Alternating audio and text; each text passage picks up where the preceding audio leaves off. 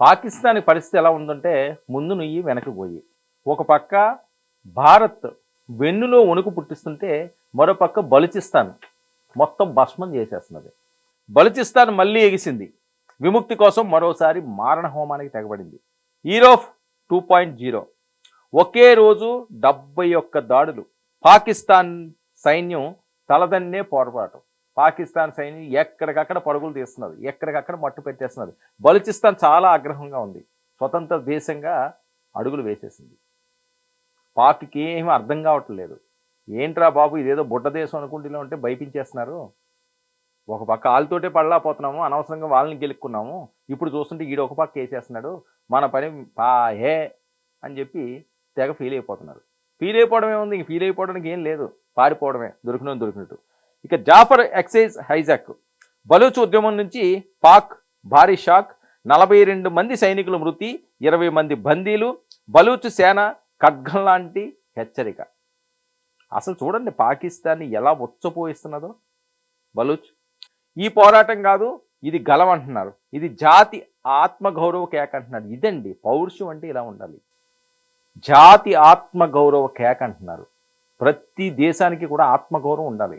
అంతేగాని దుష్టుల్లాగా దుర్మాల్లాగా రెచ్చగొట్టి అన్యాయంగా ప్రజల మీదకి, అమాయక ప్రజల మీదకి వెళ్ళి మీరు చంపండి అనడం ఆత్మగౌరవం. అతి కిరాతకం, అతి నీచం, అతి దుర్మార్గం, అతి చండాలం.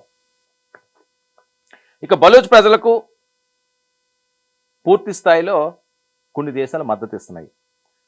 పాకిస్తాన్ ఒక పక్క అంతర్గత సంక్షోభం, భారత్ పైనే మళ్ళీ ఆరోపణలు చేయడం, అంతర్జాతీయంగా అనిపించుకుంటున్నారు. ఇక బుల్లెట్లతో బద్దలవుతున్న బలూచ్ జాతి ఆశల జ్వాల ఆర్పట్లేదు. బుల్లెట్లతో బద్దలు చేస్తున్నారు పాకిస్తాన్. దేశం వరకు ఏదన్నా సిద్ధం అంటున్నారు. ఇక మరోవైపు పాక్ చుక్కలు మామూలు చుక్కలు చూపించట్లేదు. ఎందుకంటే ఇప్పటికీ రీసెంట్గా ఇది 56 మంది సైనికులను హతమార్చిన బిఎల్ఏ 56 మందిని వేసేసింది. పాక్ ఆర్మీ కాన్వాయ్పై తుపాకులతో దాడులు మోత మోగించేస్తున్నది. దీపావళి జరుగుతుంది అక్కడ. ఇక పాక్లో 44% ఉన్న తమ భూభాగాన్ని 1948 మార్చి 27న పాక్ బలవంతంగా కలుపుకుందని. ఇక అప్పటి నుంచి బలూచ్ పోరాటం చేస్తూనే ఉంది. బలూచిస్తాన్ మళ్ళీ ఆగ్రహ జ్వాలల్లో పాక్ని భగ్నం చేస్తుంది. స్వతంత్ర దేశం కోసం దశాబ్దాలుగా పోరాటాలు, పాక్ నుంచి విముక్తి కోసం ఆరాటం. ఇక విముక్తి కోసం మరోసారి మారణహోమం ఈరోజు 2.0తో వరుస దాడులు తెగబడింది. పాకిస్తాన్ సైన్యం తలదన్నే పోరాటాన్ని చేస్తుంది. ఇక జాఫర్ ఎక్సైజ్ హైజాక్ బలూచ్ సేన పాక్కి వార్నింగ్ ఇస్తుంది. వదిలేస్తారా, వదిలేయండి, లేకపోతే మీ అంతు చూస్తామని. ఇక మరోవైపు బలూచ్లో ప్రజలు పూర్తి స్థాయిలో ఆ దేశం కోసం నిలబడ్డారు. ఏ దేశం కోసం అని నిలబడాలి. వాళ్ళు స్వతంత్రం కోరుకుంటున్నారు, మంచి కోరుకుంటున్నారు. దుర్మార్గులు మా ఇంట్లో ఉండడానికి వీళ్ళు లేదు అంటున్నారు. దుర్మార్గులు మాకు వద్దు అంటున్నారు. అందులో తప్పే ఉంది. ఇక సైనిక స్థావరాలు ధ్వంసం చేస్తున్నారు, రహస్య విభాగాలపై దాడులకు పాల్పడుతున్నారు. ఇక పాకిస్తాన్ అంతర్గత సంక్షోభంలో కొట్టుమిట్టాడుతుంది. బుల్లెట్లతో బద్దలవుతున్న బలూచ్ జాతి ఉప్పొంగే ఉత్సాహంతో కథన రంగంలో దూసుకుపోతున్నాడు. ఇక స్వతంత్ర దేశంగా ప్రకటించుకున్న బలూచ్ నాయకుడు పాక్ నుంచి విడిపోవడం బలూచ్కు అంత ఈజీ కాదా అంటూ కొంతమంది మాట్లాడుతుంటే, అంత ఈజీ కాదు అని చెప్పి పాకిస్తాన్ అంటున్నది. ఏది ఈజీ కాదో మేము చూస్తామని చెప్పి బలూచ్ అంటుంది. ఇక ఒక ప్రాంతం దేశంగా గుర్తింపు పొందే ప్రక్రియ చాలా కష్టం టెక్నికల్గాను కొంతమంది అన్నప్పటికీ కూడా బలూచ్ పట్టుబెట్టలేదు. కొత్త దేశంగా గుర్తింపు పొందాలంటే శక్తివంతమైన దేశాల మద్దతు అవసరం. ఆ మద్దతు కోసమే ఈరోజు బలూచ్ అడుగులు వేస్తుంది. ఇంకా బలూచిస్తాన్ స్వాతంత్రానికి ఐక్యరాజ్య సమితి సహాయం, ప్రపంచంలోని ప్రధాన శక్తుల మద్దతు తప్పనిసరి. మొదటిగా బలూచిస్తాన్ విడిచిపెట్టడానికి పాకిస్తాన్ అంగీకరించాలి. అంగీకరించకపోతేనే ఇప్పుడు ఊచకోతలు మొదలవుతున్నాయి.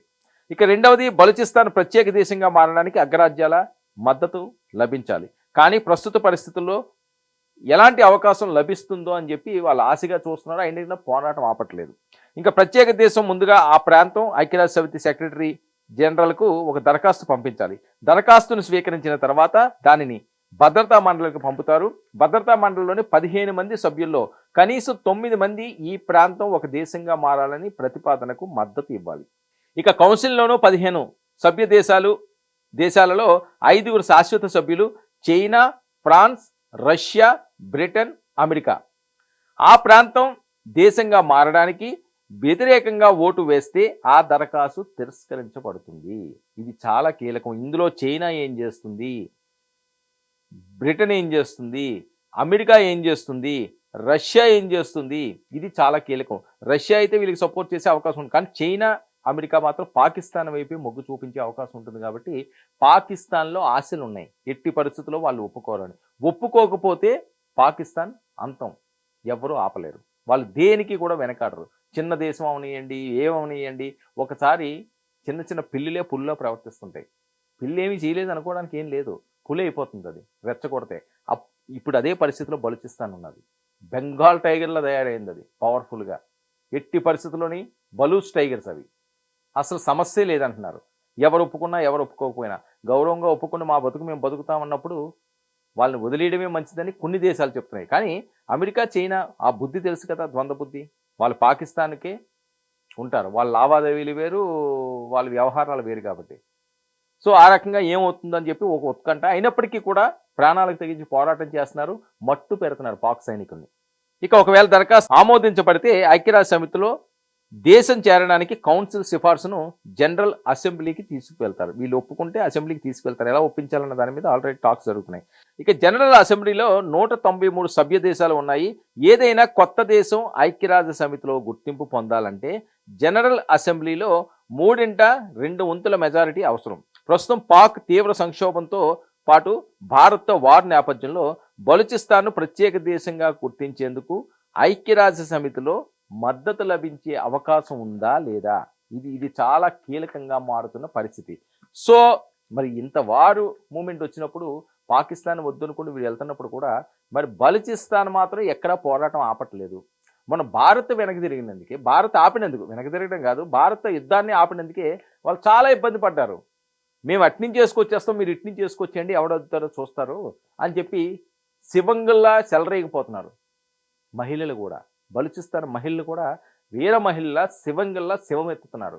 ఇంకా అక్కడ మామూలు పోరాటం కాదు. లేకపోతే పాకిస్తాన్ మీద అంత అటాక్ చేస్తున్నారు, పాకిస్తాన్ అంతు చూస్తాం అంటున్నారు, దొరికినోడిని దొరికినట్టు వేసేస్తున్నారంటే ఇదిగో 57 మందిని, 57 మంది అంటే చిన్న విషయం కాదు కదా. సో ఇలాంటి పరిస్థితుల్లో పాకిస్తాన్కి కష్టకాలం మొదలైపోయింది. నూకలు చెల్లిపోయినాయి. ఎటు నుంచి ఎటు ఊపిరి తీసుకోవడానికి కూడా అవకాశం లేదు. బిక్కు బిక్కు బిక్కుమంటూ బతకాల్సిన పరిస్థితి వస్తున్నది. అయినప్పటికీ కూడా మేకపోతు గాంభీర్యం. మేమే అది అది ఇది అని ఎందుకు చూస్తున్నారు? చైనా, అమెరికా అండ చూసుకోండి. ఎంతకాలం ఎవరినైనా సరే పెంచి పోషిస్తాయి? ఉగ్రవాదాన్ని మీరు పెంచి పోషించారు ఇంతకాలం అని.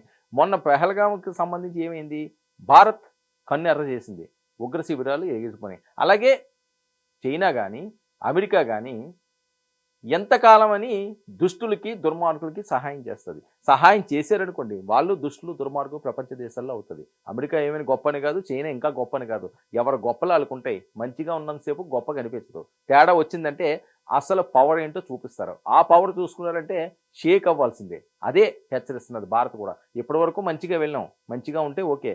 లేదు మీరు వేరే రకంగా వెళ్ళాలనుకుంటే ఇలా ఉంటే అన్నీ బంద్ చేసేస్తుంది. మళ్ళీ కొత్తగా ఒక ఊపు తీసుకొస్తుంది. ఆ తీసుకొచ్చిందంటే అందులో మాడి మసి అవ్వాల్సిందే ఎవరైనా సరే. అందుకని కాస్త ఆచి తూచి ఎవరైనా అడుగులు వేయాల్సిన అవసరం ఉంది. భారత్తో మెయిన్ పట్టుకోకూడదు. భారత్తో పెట్టుకోవడానికి పాకిస్తాన్కి ఏముందబ్బా పిట్ట.